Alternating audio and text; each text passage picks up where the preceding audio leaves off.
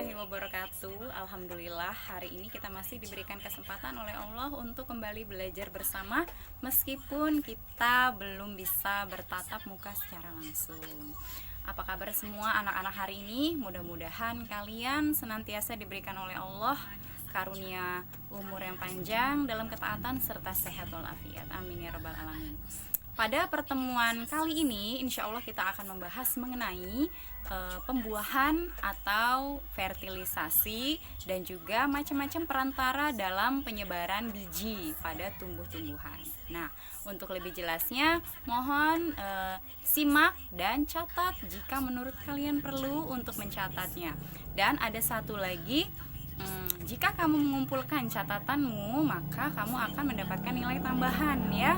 Jadi Ibu juga akan mengucapkan terima kasih kepada anak-anak yang sudah mengumpulkan tugas videonya. Hanya beberapa anak, namun Ibu ucapkan banyak-banyak terima kasih atas apresiasinya, atas kepedulian kalian dalam mengerjakan tugas dan tanggung jawab kalian dalam mengerjakan tugas. Insya Allah kalian akan Ibu beri nilai yang tidak mengecewakan. Terima kasih. Nah, untuk lebih jelas mengenai pembahasan kita pada hari ini, mohon disimak penjelasan dari Ibu. Proses fertilisasi atau pembuahan pada tumbuh-tumbuhan, pada tanaman, itu diawali dengan terjadinya proses penyerbukan, di mana serbuk sarinya itu akan jatuh ke kepala putik. Ya, sekarang coba lihat dulu. Ini perhatikan baik-baik ya. Bunga ini memiliki serbuk sari. Serbuk sarinya itu yang berwarna kuning ini ya. Yang berwarna kuning ini yang bisa menempel itu serbuk sari. Sudah Ibu jelaskan pada pertemuan sebelumnya proses penyerbukan ya. Kemudian setelah terjadi proses penyerbukan, itu akan terjadi proses fertilisasi atau pembuahan. Nah, anak-anak untuk lebih memahami mengenai pembahasan pembuahan atau fertilisasi, Ibu ini sudah siapkan bunga pepaya ya yang belum dibelah, dan yang ini yang posisi yang dia sudah dibelah. Bisa kita lihat di sini.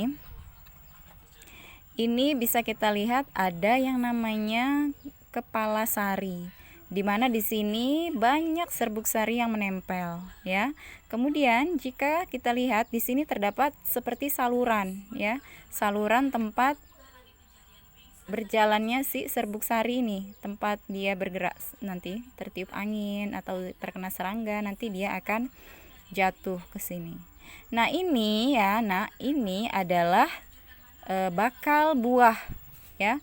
Dimana bakal buah ini ketika terjadi yang namanya proses peleburan sel dari serbuk sari dengan bakal buah, itu akan menjadi buah, akan menjadi zigot ya. Zigot nanti akan berkembang menjadi buah.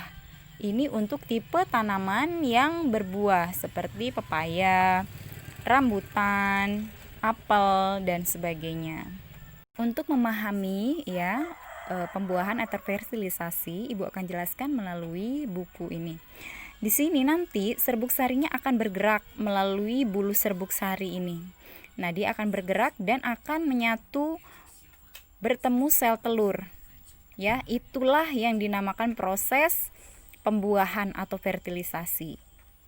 Nah, proses pembuahan atau fertilisasi itu artinya peleburan antara serbuk sari ini dengan sel telur. Nanti antara peleburan ini akan berkembang menjadi zigot ya. Peleburan antara sel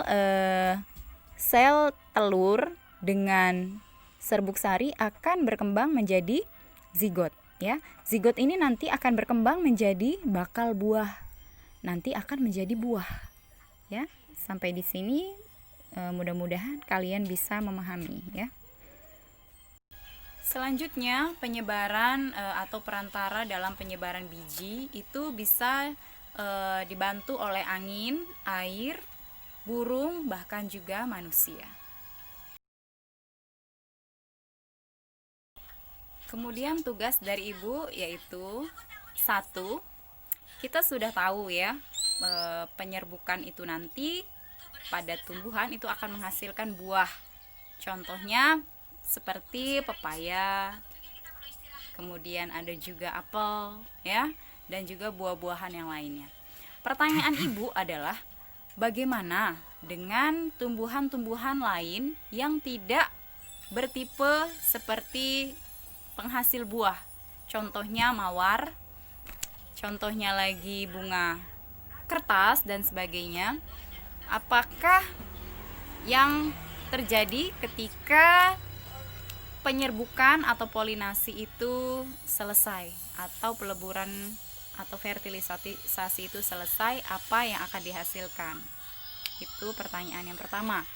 Pertanyaan yang kedua, tolong disebutkan kembali dan dijelaskan kembali baik hewan maupun perantara dari penyebaran biji pada tanam-tanaman, pada tumbuh-tumbuhan. Tugas dikumpul pada hari Selasa seperti biasa.